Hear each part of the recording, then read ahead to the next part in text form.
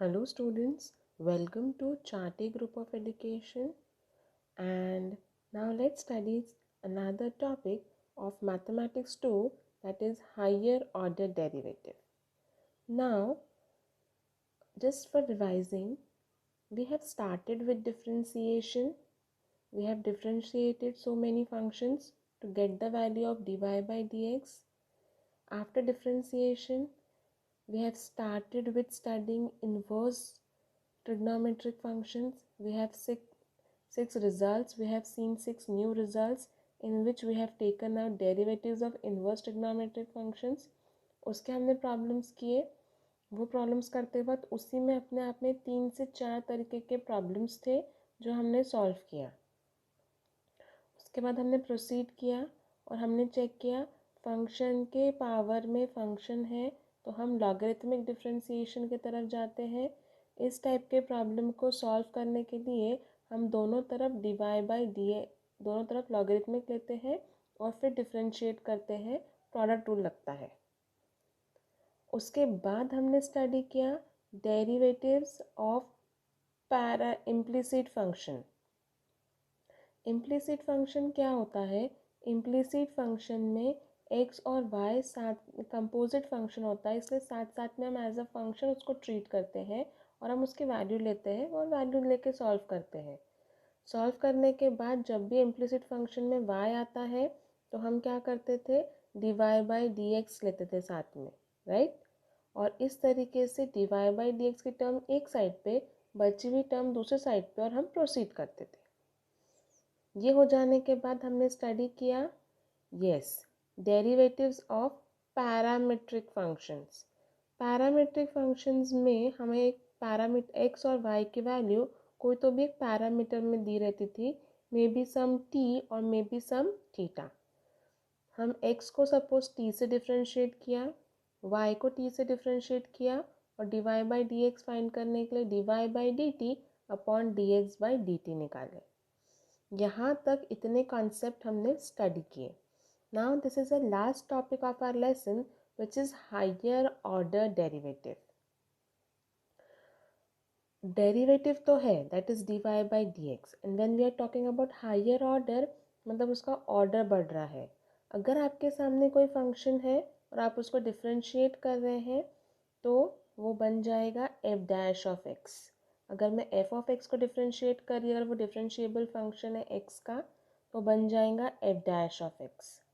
और अगर मैं f डैश ऑफ x को डिफ्रेंशिएट कर रही हूँ एक और बार, तो वो बन जाएगा f डैश ऑफ x का dash.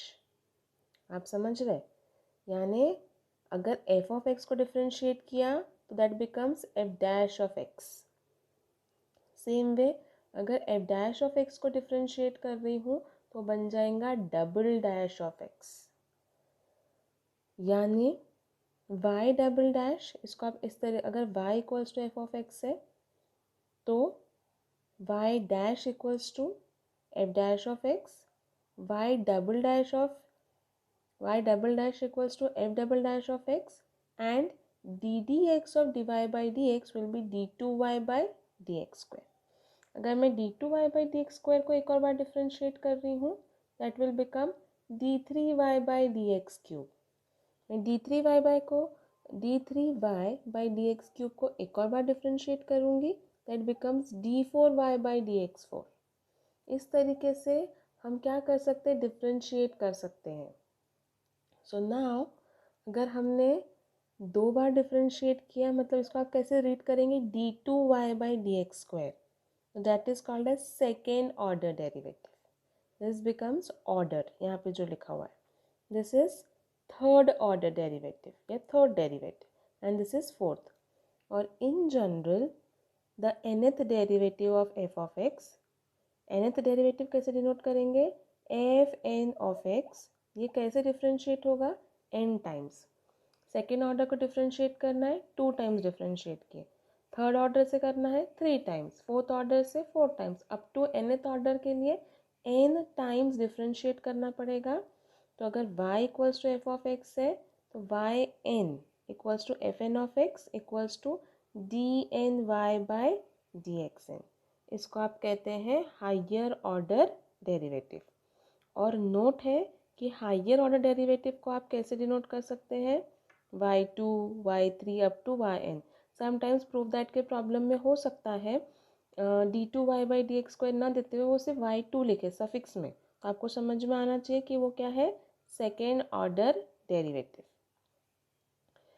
So for this type we have question to find the second order derivative of the following। हमें समझना है जब हमें सेकेंड ऑर्डर डेरिवेटिव निकालना है ना, तो बेसिकली हमें क्या करना है, हमें डिफरेंशिएट करना है। और सेकेंड ऑर्डर डेरिवेटिव निकालना है मतलब हमें कितनी बार डिफरेंशिएट करना है, हमें 2 बार डिफरेंशिएट करना है। कितनी बार, तो एक बार तो हम करते ही है, तो जो आंसर आएगा उसको आप क्या करने वाले हैं, 2 बार डिफरेंशिएट करने वाले। Got it. चलिए लेट्स बिगिन। आपके सामने फंक्शन है y equals to e to the power 2x into tan x। Differentiating with respect to x, हमने x से डिफ्रेंशिएट किया, दोनों तरफ क्या लगा दिया, d D x. So start करेंगे। So dy by D x equals to d D x of e to the power 2x into tan x। First function derivative of second function plus second function derivative of first function। Now we can try to take out derivative थोड़ा direct अगर practice है हमारी तो। e power का derivative e power, पहले e to the power 2x as it is, tan का derivative sec square x plus tan x, e power का derivative e power और d D x of twice x। So e to the power 2x into sec square x as it is plus e to the power 2x tan x, 2 constant बाहर dx by dx and e to the power 2x मैंने common निकाल दिया। यहाँ पे हम दो चीज़ें कर सकते हैं, या तो आप जब हम सेकेंड ऑर्डर डेरिवेटिव निकालेंगे तो आप उसको बिना कॉमन निकाल के 2 बार प्रोडक्ट रूल लगा सकते हैं, या आप इसको इस तरीके से कॉमन निकाल के एक बार प्रोडक्ट रूल लगाएंगे, इसको फर्स्ट फंक्शन और इसको सेकेंड फंक्शन ट्रीट करेंगे। d2y/dx को निकालने के लिए again differentiating with respect to x लिखना है और दोनों तरफ डी डी एक्स लगाना है। dy/dx को एक और बार डिफ्रेंशिएट किया तो मिलेगा d2y/dx² equals to d D x and the bracket. Now check first function derivative of second function plus second function derivative of first function. जितना सिंप्लीफिकेशन आपसे पॉसिबल है उतना आप करिए, ऐसा कोई प्रॉब्लम नहीं है। जितने लेवल तक आपको लगता है you can solve and leave the rest until unless अगर आपको प्रूव दैट के लिए कुछ दिया नहीं है तो चलेगा। ई पावर सेक स्क्वायर का डेरिवेटिव, पहले पावर का निकलेगा, पावर सामने आया, पावर एक से कम हुआ, 2 sec x D D x of sec plus 2 tan का derivative sec square x। Next bracket as it is, E power का derivative E power D D x of twice X. Sec का derivative सेक into tan, और यहाँ पे क्या होगा, 2x का derivative कितना 2, तो मैंने लिख दिया 2 E to the power 2x and the bracket. उसके बाद हम क्या करेंगे, यहाँ पे 2 बार सेक इंटू सेक था, मैंने सेक स्क्वायर x लिखा, बाकी की टर्म एज इट इज।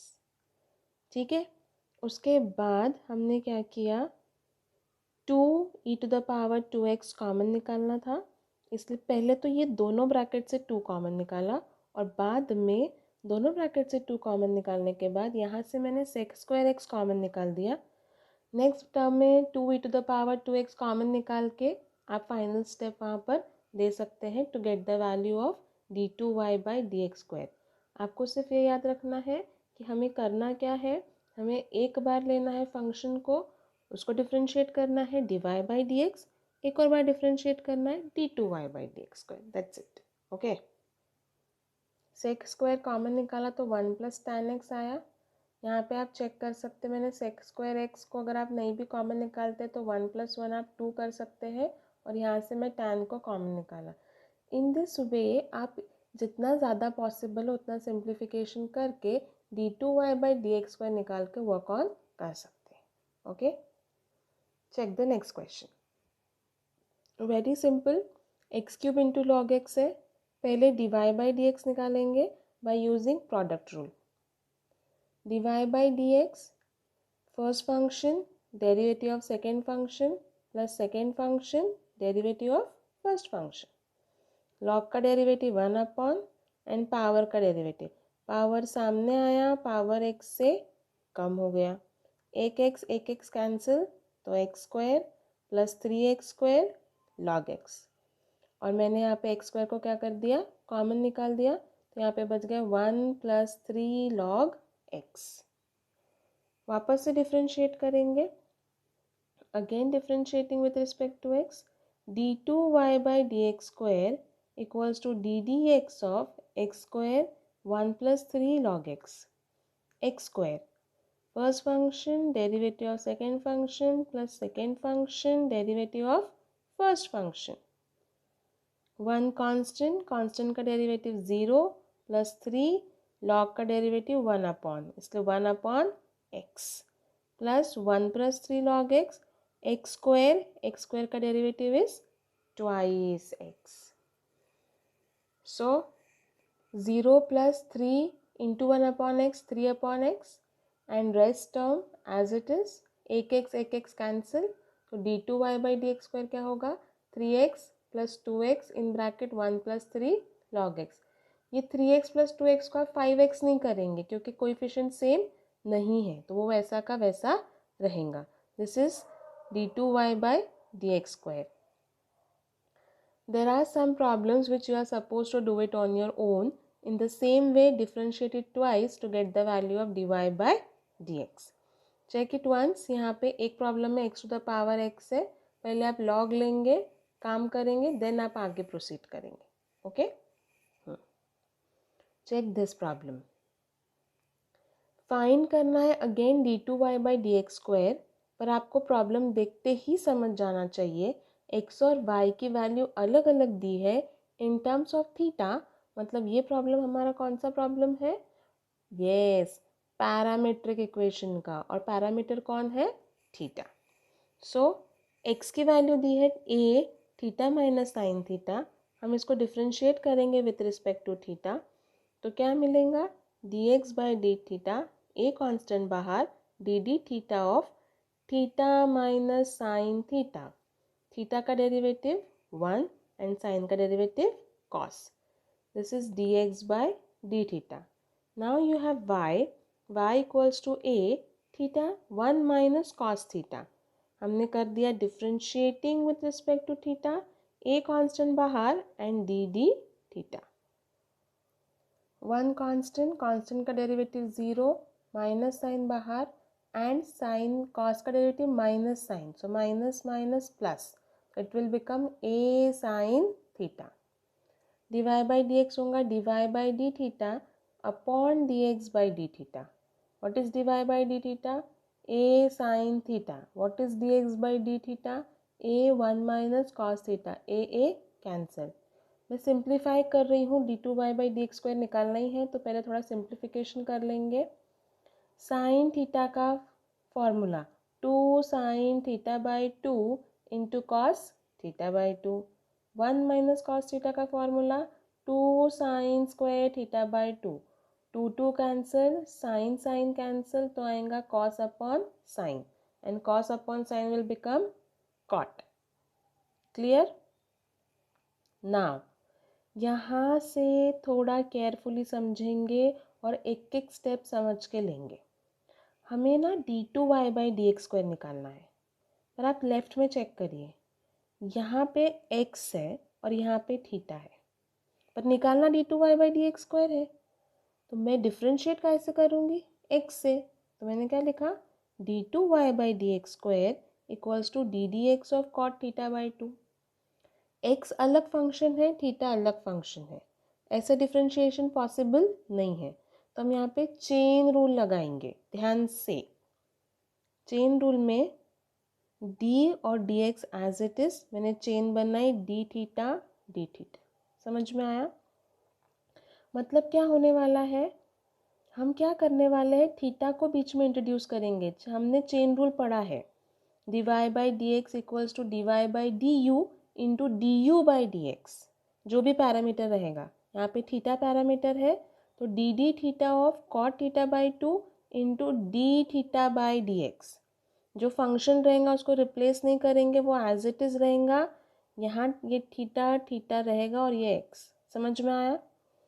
अब प्रॉब्लम नहीं है, ये थीटा है, ये थीटा है, कॉट का derivative minus cosec square theta by 2 ऐसे theta by 2 and D d theta of क्या थीटा बाई 2 कॉट का हो गया तो theta by 2 into 1/dx/d theta. ये हमने कैसे किया? D theta by D x को हमने क्या लिखा? 1/dx/d theta by using inverse function theorem.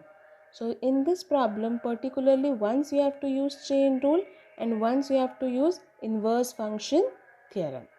dx by d की वैल्यू इक्वेशन 1 में है, वो हम यहाँ पे पुट करेंगे।